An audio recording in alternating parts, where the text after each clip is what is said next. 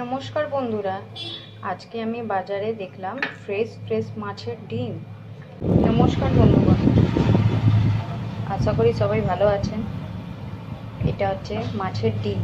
আজকে বাজারে গেলাম, দেখলাম মাছের ডিমটা বেশ ভালোই লাগছে।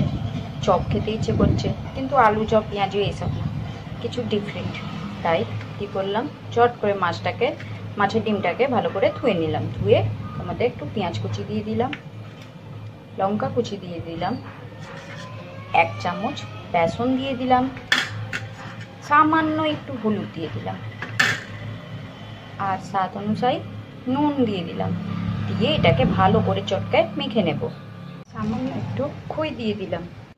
এই সাইডে কড়াইটা বসিয়ে দিয়েছি গ্যাসটা অন করে দিয়েছি। এবার এতে সরষে তেল দিয়ে দেবো মাছের ডিমটা ভাজার জন্য।